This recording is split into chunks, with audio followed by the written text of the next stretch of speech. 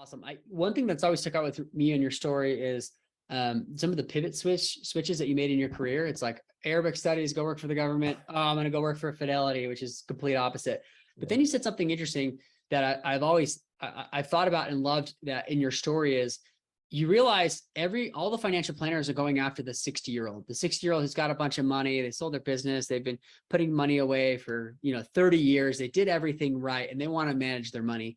Well, the problem is you're kind of fighting over this kind of limited market. And what you said is, how do I take this skill set and apply it to someone who's 30 years younger? And that's actually where you get the 30 years of compounding effect, because you probably ran into a lot of people in their 60s that made all the mistakes that they should have made earlier on. But just the way the structure of financial planning is and the incentives, it's like, oh, you only work with rich people, because someone who's not rich yet, it doesn't work. And I'll give you an example. I've gone through 5 CPAs in 12 years since graduating from college. And the reason is because my first business, sucked. It went out of business. And anyways, but like my businesses have progressively gotten better and better and better. But you at the beginning, you don't get any time from your CPA, and the tax planning is like, well, I can't tax plan in April. It's too late. Like I needed this call back in October or November. And so part of it is I did a better job at like working with CPAs. And part of it is I just got more important to CPAs and now they take my calls, So kind of with that in mind, one of the things that I thought was interesting, and you and I've kind of jammed a lot about, and I see you as more of an entrepreneur who's a financial planner rather than a financial planner who has a business. With a lot of questions that I get from listeners, this is one of the most common ones, is we have a lot of listeners who are trying to make the switch from W-2 to business owner or W-2 to entrepreneur. You've worked with hundreds and hundreds of families and couples and individuals working with their money. What are some examples that you've seen that people do right in trying to get the financial freedom and then make the switch to take some risks? And what do you see some things that they do wrong in making that switch, or not ever being able to make that switch? Yeah, such a good question. I mean, what's so interesting about that actually is yesterday I had somebody call me and they're like, hey, we haven't talked in a while, but I know you work with, people with high income, and I want to know what they're doing. Like, what are they investing in? What are they spending their time on? And they're like, what are the people that are earning 6-7 figures that you're working with? What do they do? Like, how do I get there? And maybe answer that question. Maybe answer that question first before you answer mine. That's a better question. The answer was, it was like immediate. It was like, they own a business. That's it. Like everything else that's investing is investing, and investing is like, almost by definition, it's passive. But if you're an active investor, it's less of investing and more of a business. And so it's like, if you're actively engaged in creating a venture and you're putting your own time in and you're leveraging your skill, that's a business, whether it's in real estate, whether it's in, buying and flipping businesses or starting businesses and selling them or whatever it is, that's a business. And so the definition is like a lot more broad than people might realize. But if you want to crack the ceiling on income and wealth, like a business is the answer. Like it is the answer. So I just had to add that. I just thought it was so interesting yesterday. In terms of your question, so I've definitely seen a bunch of examples both ways. What it comes down to is the ones that are successful have a solid personal finance foundation. Like they've taken care of the ABCs of finance, so to speak. And so it allows them to take bigger risks, right? Make bigger bets, because even if it fails, they still have a solid foundation they're falling back on. The ones that have failed and the ones that don't do well, like, entrepreneurship is hard, so there's failure, like you said, your first one, it's just, that is how it is. And so without that foundation, when the failure comes, it can be devastating. And so it really does start with creating that foundation. So for example, I'll give you one. So had somebody that they started a business. Okay. And this is it's a fairly low overhead business. It's in the services. Okay. And you're kind of affiliated with a group. So you kind of join in and you're 1099 right. But it's your own business. And they sunk in so much money and they got into a ton of debt just to make it work, and they couldn't make the business work. Okay. So what happened is they ended up wrapping that up right? They had to, they shut it down, went and got a normal job, but then they had a ton of credit card debt. They had a HELOC that was out against their house. So they had even more debt than just their mortgage. And they were basically starting from scratch. Their credit score had tanked, and they were just like, okay, I'm going to go W-2 for a while and earn some money to figure this out. And it really was, the building blocks of finances that weren't quite there for them to take that risk. And that's okay. Everybody's got to learn at their own time. Like there's like all love for that person, right? Because it's hard.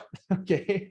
But with those building blocks in place, even a failure like that, they have something to fall back on and to then build off of, for the next thing that they try. You're not starting from ground zero again. Not starting from ground zero, because that can be a hard hole to dig out of, and not impossible. Like I know a lot of people that are very wealthy that, declare bankruptcy at one point, like that's not uncommon. And I know several people like that, but it is a harder hole to climb out of. And psychologically and emotionally, it's very difficult, especially on a marriage and all of that. So, well, yeah. you mentioned something in there, Dave, about building blocks. And so this is not a one size fits all discussion. This is more to, for listeners to kind of get their, the wheels churning in their brains to figure out how they can kind of step back their way into some of their goals. And inevitably goals typically fall in line with financial goals, because you're not going to hit your goals without some kind of financial goals too. Mm-hmm. You said building blocks. So this isn't a one size fits all, but what are some of the building blocks? Is it that they have other income that's coming in while they're taking a bigger risk? Is it they've got money set aside, that's in the 401k that they don't want to touch? What are some of these building blocks that you've seen that have worked well for people? Yeah. So I'll name a couple of them. There's no specific order here, right? But they have low consumer debt, I should say. And one of the reasons that I think, the trend I'm seeing as to why that's important is because they've got their lifestyle under control, and it gives them flexibility, right? So if you're spending money like crazy, right, and you don't really have any rhyme or reason to what you're doing, but you're not really building up any capital to do anything with, then all of a sudden when you don't have an income, like if you go start a business or you go buy one, like your runway is a lot shorter, right? Like maybe you can go 3 months before you have to recoup all your income, before you're just out of money because your lifestyle spending is so high. And so that's one common trait I've seen among those that have been successful in making that leap, is they control their living expenses. Like it's pretty basic. It's not like they're living on rice and beans, but they know their numbers. How much am I spending? What's absolutely essential? And what could I get away with? If I didn't have income for a while I'm building up, right? Or something like that. So low consumer debt and like a control on what money is going out. That's one thing. A second thing is, especially if they're married, like they've got to be on the same page, right? Together. Cool. Let my dog in. He got interrupted by the hound. Sorry, y'all. So spouses being on the same page. Talk a little bit about that, because this is actually something I tell a lot of people about, and I don't think enough conversations are happening around this and what that looks like. Because usually when you leave a W-2 and you either buy a business or start your own business or do something that is out of that realm, you're in 99% of the time your income is going to go down. Yep. What does that mean? Well, Disney World's not on the table, right? Like you kind of have to figure what's necessary and get rid of the stuff that isn't. So talk a little bit about that and how those conversations have gone poorly or well, or you've kind of seen those within other relationships. Yeah, it's so important to be dialed in on the same page and like understand your values together, right? Because what has happened in the bad cases, you've probably seen this, maybe even experienced it. I probably have to some extent as well with my wife in my own ventures, where it's like maybe we're not totally on the same page and we kind of want different things and we just don't understand each other. So in some of the poor cases, it can build a lot of resentment, because like you said, income's most likely going to go down at the beginning. Like that's just how it is.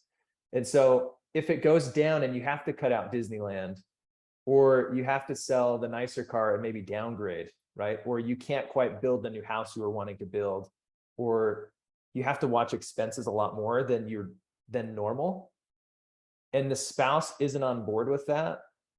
Either there's a lot of fight, like they say things and there's like a lot of conflict, or they don't say anything and there's just this resentment that builds up. And if things don't work out, that resentment sticks around and it intensifies.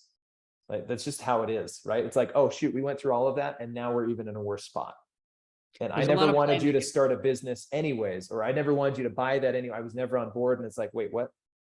So, and that can happen on both sides too, right? Either spouse, nobody's immune to that.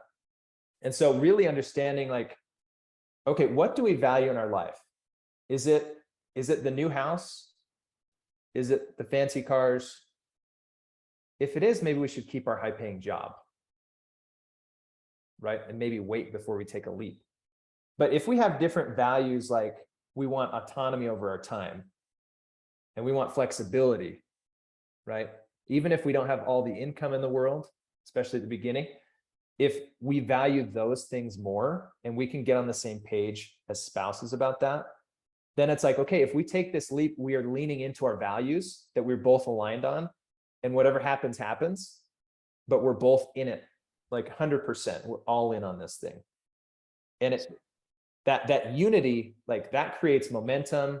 It reduces friction. So there's not always problems like every month when the income drops a little bit. It's not like there's friction. It's just like, okay, that's all right. Let's figure this out.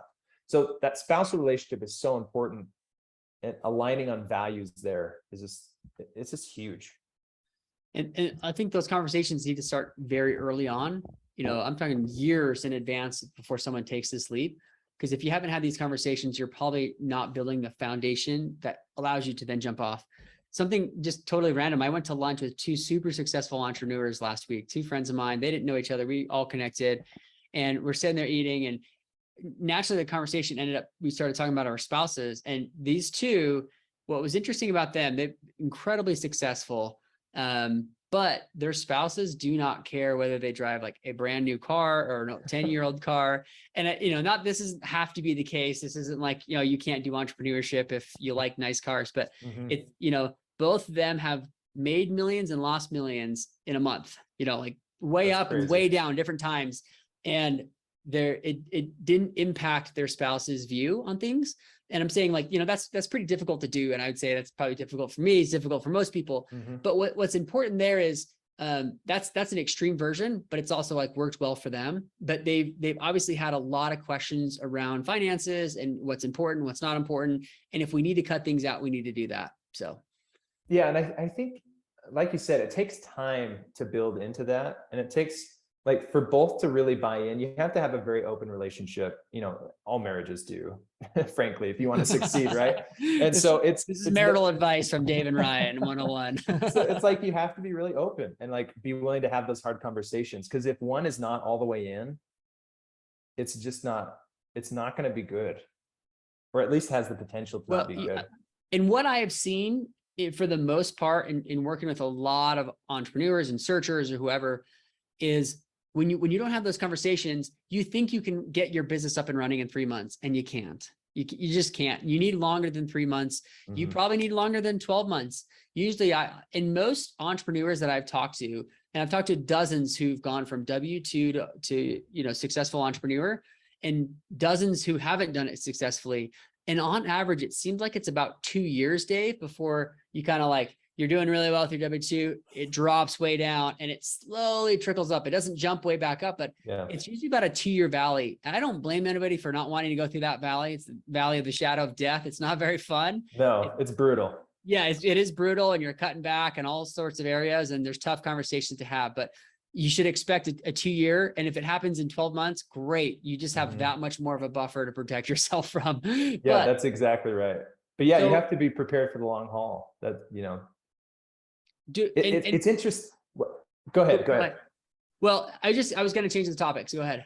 I was just going to say, it's interesting when you talk about this, because this part of the financial foundation, like being aligned with your spouse, it also works like if you're single, right? Like being aligned with your highest values. Like, what is it that you actually want? And if there's something that you want so badly, then you're willing to go through a lot of pain and difficulty to make it happen. you know? And so at different points in my business, I haven't had the highest income, but I was also extremely happy and fulfilled. And it didn't bother me that, you know, I couldn't go get my vacation home yet. You know what I mean? Like, we were happy simple because like I was doing something, spending all my energy and time on something that fully aligned with my values. And I still do, like, I work on that actively. And it makes those periods, that valley that you talk about, it makes it so much more bearable for both people, right? For both spouses. It's like, no, this is what's important to us. And, you know, you just keep cruising. So I think yeah, that's super critical important. piece. I've talked to 3 entrepreneurs in the last 2 weeks, Dave, who they're looking to sell their businesses. And what's interesting there is they have wonderful businesses. And the question is, well, why sell, right? Why do you want to sell this business? And they said, Yeah. well, in order for me to take this business to the next level, I would need to hire people. I need to put in more than 20 hours a week. I need to put in 40 hours. I need to build out an office. And that's not the lifestyle I'm looking for. So in that sense, they actually, they felt guilty that they didn't want to grow, get big, like everything in America. But they actually said, I'm very aware of what I want. And once I was like, yeah, that's actually pretty common. It's okay to not want to hire a team and go huge. They're like, oh, okay, other people do that. I'm like, yeah, they go lifestyle first, right? So they're building their business around their lifestyle. It supports their lifestyle. So you've got kind of the building blocks of the financial side. You need that foundation. You've got spousal support. Anything you've seen else that, might make it so you're a winner as you make that switch? Yeah. So I would say, like, how you position your capital in advance is really, really important. And what I mean by that is, especially when we're W-2, it's the common advice is like, contribute to your 401k, right? Get the match, put in your retirement accounts, whether you're getting a tax deduction or it's going in Roth, like that's the smart move. And don't get me wrong, I like retirement accounts. Like, I have them. You're a financial planner. Yes. I'm a financial planner. It'd be like blasphemous, right? But to be honest, retirement accounts are built for one type of investment vehicle primarily, which is stocks, right? There's nothing wrong with that, okay? But in exchange for these tax benefits, you're giving up some flexibility with that money, right? Yeah, And you're tying it up so you hit 59 or 60 or something like that, right? Yeah. And so it could be a part, right? Like, I have clients, it's like, yeah, absolutely, put money in the 401k. Others, it's like, you should probably stop putting money in there because your goals ultimately are this way. Like, you want to go buy a business. It's like, okay, well, you need access to cash then. So stop putting in $20,000 a year to your 401k and keep that, more or less liquid and accessible so that you can, when you find the right deal or you have the right opportunity, you can jump on it. So, like, positioning capital, retirement accounts are not the answer for everybody. They are a vehicle, but it's not like, God's gift to mankind for future financial wealth. You know what I mean? And so it's like, just be smart about where you're positioning that. And in addition to that, if you take care of your consumer debt, then you have the opportunity to get access to other capital, right? You can